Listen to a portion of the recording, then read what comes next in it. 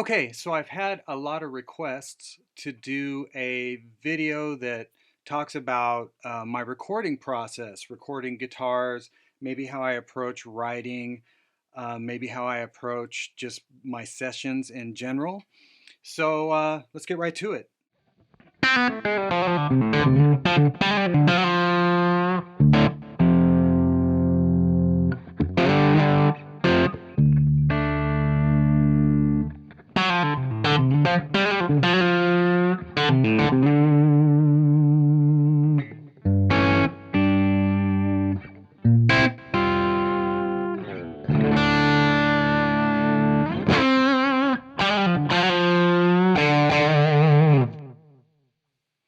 Okay, so I'm in a session right now, and the way it's set up is with a normal template that I use for everything, whether it's writing a song for myself or doing a demo or doing overdubs for someone else on their stems that they send me. And I'll let you guys see this. Hopefully I can screencast this in the next segment so you can actually see the session. But what I always do is I start in record because I've got Pro Tools open. I'm using my aux top, and I'll show you in just a second what I'm doing. And I'm using my Friedman BE100 Deluxe. I basically used that for everything sans one section, which was the 12 string. I ended up using my Bella, Sir Bella, for the clean sound. What'll happen is I'll always just put my DAW in record and just start playing, whether that's discovering a new product for demo or just trying to come up with a song like I did for this video. And I'll just, noodle. I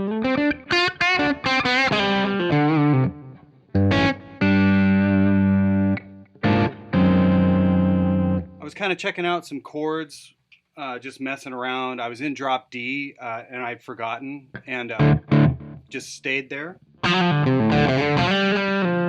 So after I'm done kind of noodling, what I'll do is I'll stop the session and I'll usually walk away for about 15-20 minutes. And then I'll come back and listen to what I did, not only to hear the sounds, which is very important to hear in context while I'm not playing, but also to see if I can glean any ideas from what I did play for a song. So what I noticed in all that noodling was I kept doing this thing.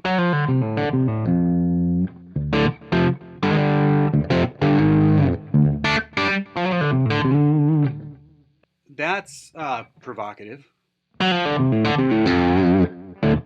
So can I turn that into something? And that's when I started just goofing around with the...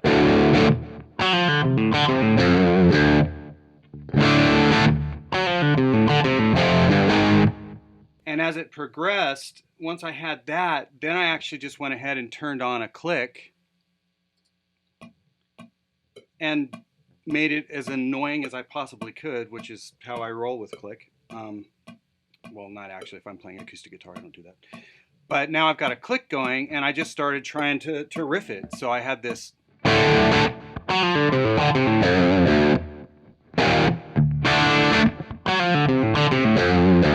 That's all I had. And, as I kept trying, what I ended up doing was trying to figure out other answers. That kind of stuff. And once I had the ideas, I went ahead and just rolled the click again and just tracked it rough.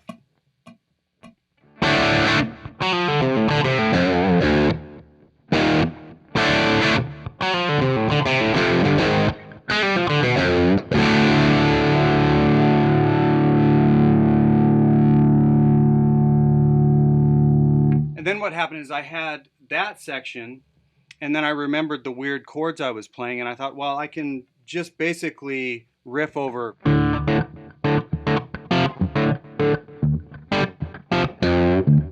can do whatever there and maybe take a solo, and then for the B section, try those chords. The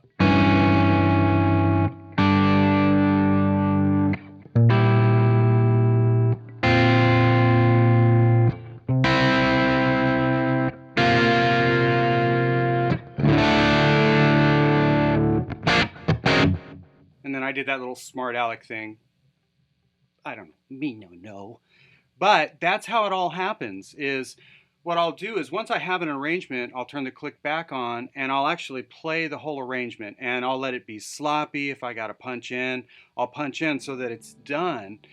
And then what I do after that is I take that now song template per se, and I'll turn on Easy Drummer, which is the drum program I use, and I'll show you that a little bit in the screencast, but I'll turn that on and I'll use what I just recorded, just that rough track, to actually do the drums. And then I'll go back and obviously tighten up and redo all the rhythm stuff. I may double, there's all kinds of things I may do. Now, just to backtrack for a second, I am using my Universal Aux amp top box. The cabinet I always use, and I just do this for consistency, I really like the way it sounds, is the 4x12 thick cab. And I always use a 121 and 57 combo as my mic models. And I also use a little bit of room, and in this case I've got a condenser in mono. Now I always run everything in mono. I very seldomly record in stereo. So it's set up to run in mono. And just really quick, I'll just solo up the mics so you can kind of see what's going on. As you can see, I've got them balanced, but yeah, here's just, and I'll gun them as I solo them. Here's just the 57. So that's where I'm getting my top end.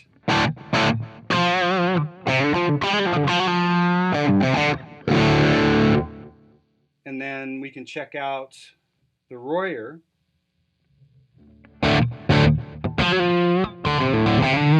So that's where I'm getting all those thick lows. And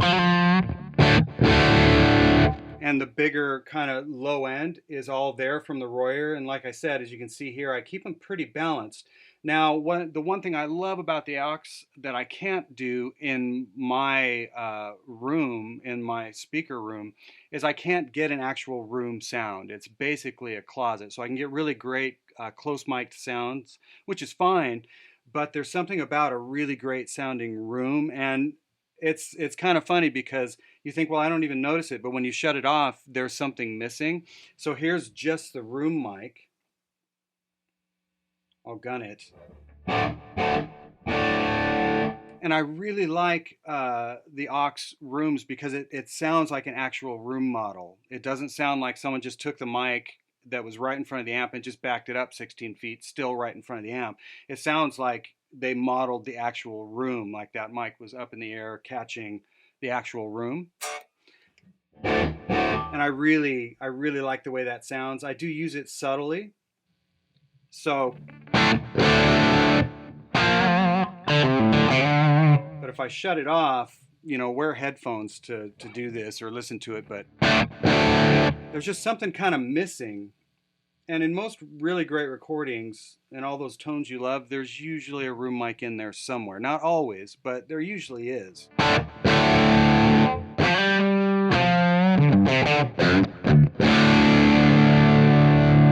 Okay, so that's my process. This is where I start.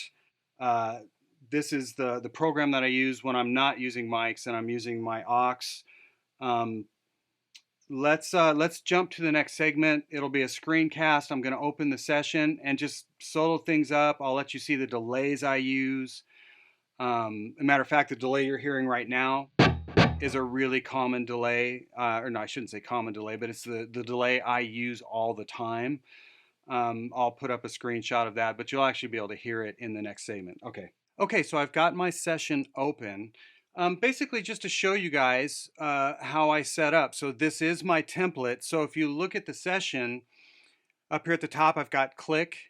I've always got a drum track. Now I don't always have like an instrument track being used, but I always have it in the template, especially for demos and songwriting. And then the rest of it is just audio tracks. So you'll see bass, I've got EGT left, EGT right. I'll usually keep at least 5 to 6 audio tracks. And then what I do is I'll do an aux send for every single delay that I want, which is always the same delay to start. That delay is just, I guess it's like a Pro Tools plugin. It's just called Mod Delay 3. And it's just where I start. You can see how I have it set up. I've got it set at like 24%, so maybe 3 repeats. And then I've actually got the highs backed off a little bit because I like delays to be a little bit darker. That's the delay that I use. So when you guys hear a delay, especially in a demo in the performance, and you're wondering what the delay is, it's always that delay. And even in my talking points demos, if you're hearing delay, unless I state otherwise, it'll be that delay just turned way down. But I just do that for consistency, and honestly, it sounds fine. As you can see, I don't have really any EQ or compression except for on the bass track. My bass playing and tone needs all the help it can get, so I always use Sans Amp to kind of sweeten it up. I'll compress it with the usual kind of 1176 compressor, but other than that, I don't use EQ, especially in a demo, because obviously that's counterproductive.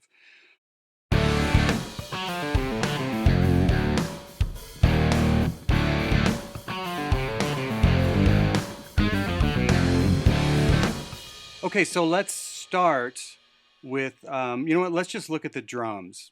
So I'm going to go ahead and make this track a little bit bigger. Let me bring out Easy Drummer really quick. Where are you? Oh, there you are. Okay, so this is the program I always use. This is the kit I always use. So you can see it's the modern vintage kit. There's a gazillion different kits. I just happen to like the way this kit sounds. There's things that I change here and there in the actual source on the kit, but for the most part, that's where I start.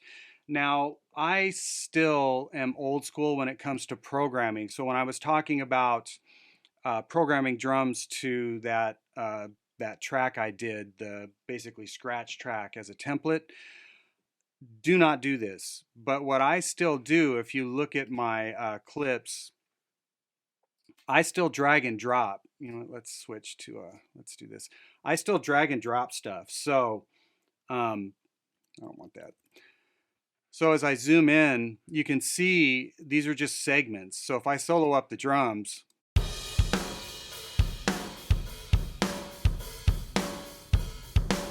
basically what I'm doing is I'm just going into Easy Drummer, into the browser. I almost always pick pop rock, and then I just start going through grooves. And in this case, that's the main groove that I chose. And then I just modify it here and there. And then, you know, like a longer segment where, you know, it's been tweaked, where it's not just that pattern.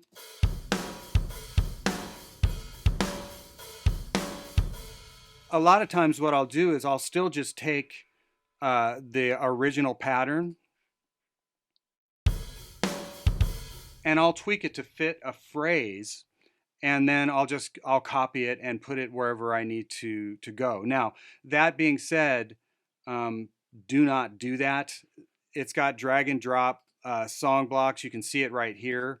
It's so cool. That allows you to basically do all your programming within Easy Drummer 2. That's the way you should do it. You can literally manually play something in just using a mouse, and it'll find all the matches for that, so you don't have to search through the browser. So there's that. That's the drums. Let's just look at guitars. So the bass guitar, you know, it's me playing crappy. And what I added was the Sans Amp. That's without it. That's with it. Makes it sound a lot bigger. There's a little bit of compression happening. Like I said, my bass playing needs all the help it can get. Let's look at the first guitar, which is on the left side of the mix, is the actual kind of guitar template that I started with, and then obviously went back and cleaned it up.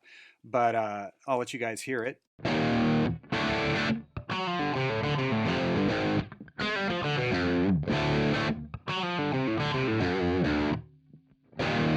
Okay, so That's recorded the way I showed you guys, which was with the aux. There is some delay on it. I'll show you the delay. It's really just a slap back. In the mix, you're not going to hear it. Check it out.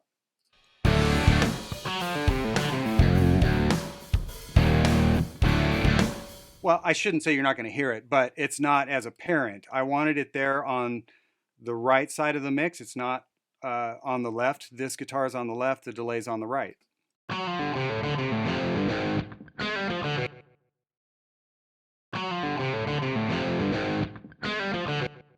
So you can hear it's just kind of a slap back, just gives it some ambience. I always have it set for eighths, so eighth notes. And then if I want to change it, like in this case, it's set for a 16th in time at 105 BPM. Let's check out the next track. Now this track, I honestly, by itself, don't like the sound that much, but I really like it in the mix. So whenever I do a second guitar track, this doesn't so much apply to a demo, but to when I'm doing a song like this where it's just mine, I'll be way more focused on how it sounds in the mix as opposed to how it sounds by itself. So it's a little dark by itself. Now I did switch guitars I used David's guitar, the Friedman Telly with the P90s in it. Sounded really fat, but I purposely dialed it darker because I wanted it to blend with the other guitar. I didn't want it to match, so by itself, it's a little dark. Now it sounds darker because it's turned down so much too. Comparatively it would seem dark, but in the mix with the other two, or I should say with the other guitar, it blends really nice.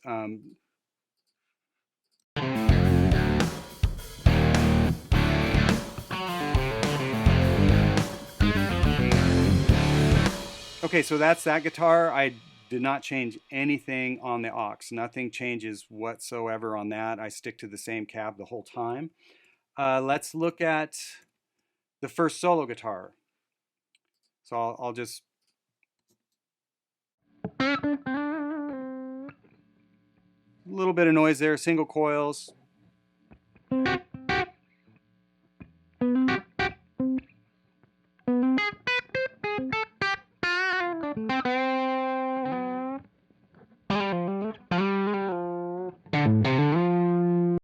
It sounds really nice. Now I did do delay on that one. I think I actually set it to, yeah, an eighth note. So check it out.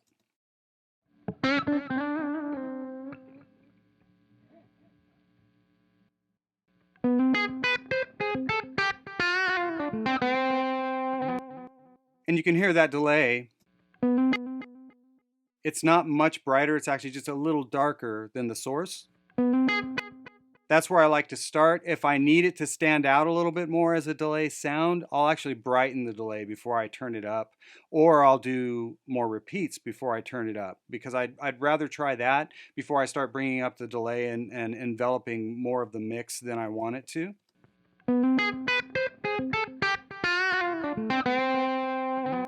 I really liked that tone.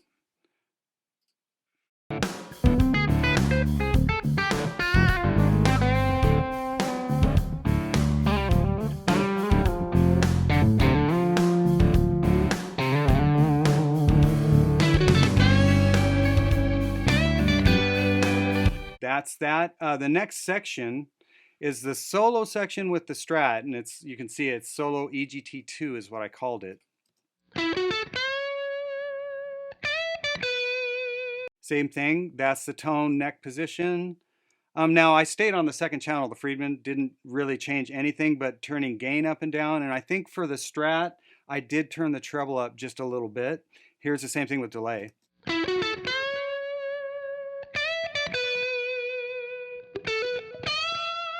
And then below that, I did the same exact sound, same exact pass, but I think I switched to the middle position for the octave down.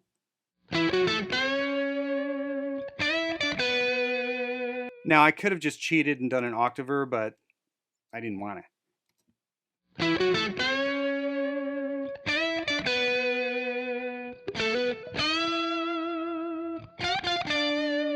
And then the actual solo I took is here. This was just off the cuff. I played that melody part, thought maybe I'll octave that, and then as things went by and the other guitar took its solo, I guess that was me too. The other guitar took its solo, I was like, well, I got to play something here. So I ended up doing this.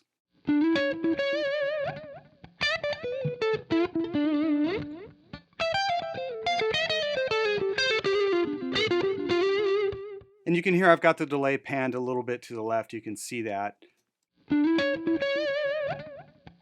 Now, one thing I will say, and it's a mistake I made, don't monitor so loud your actual source to the mix. What happened is I had the solo really, really loud when I was playing it, which caused me to play softer.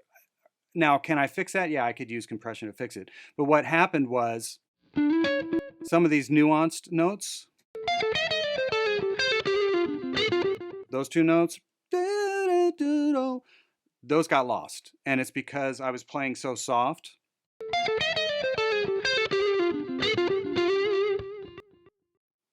So note to self, don't monitor so loud. It still sounded okay. And like I said, I could fix it with compression or whatever, but what you're hearing, you can see it when I'm playing in the video. It's some of the notes are pretty soft, even though you see me play them. What was next? Let's see. Okay. The spaz solo, as I call it. Now this, I went back to the Shure and turned the gain up on the Friedman channel 2. That's all I did.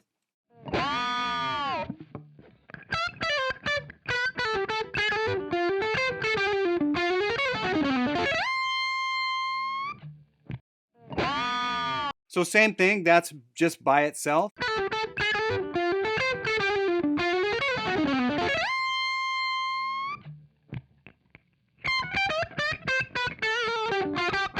So same thing, same exact delay that I always use.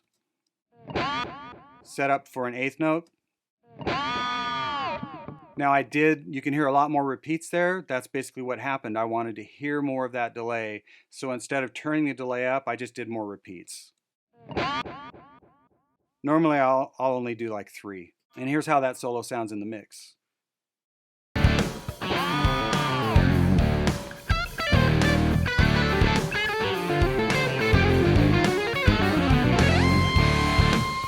Okay, so this very last track here is the 12-string pass that I did with that, the first, I guess I'll call it the B section.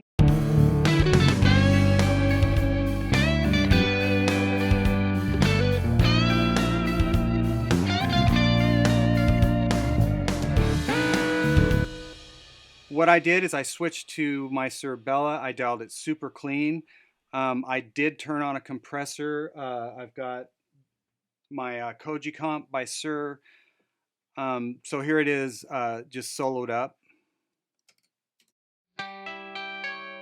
I capled at the 10th fret for that because I actually wanted it to sound like an octave up Mando, really.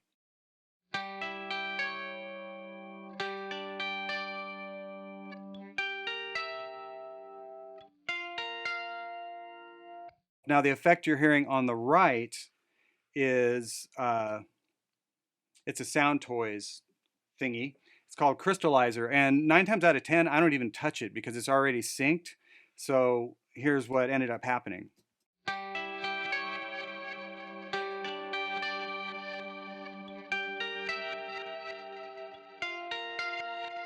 Now, why I had to turn on this monstrosity of a rack, I could have just turned on Crystallizer, but when I'm going to do tweaky things, I don't do that in demos. But if I'm going to do something kind of tweaky like I did in this song, then I'll basically turn on this Sound Toys rack because I just think Sound Toys, they just really do great sounding stuff. I ended up just using the Crystallizer, so I could have just opened that up so I'm not taking up a whole window to to look at it. But so how that sounds in the mix.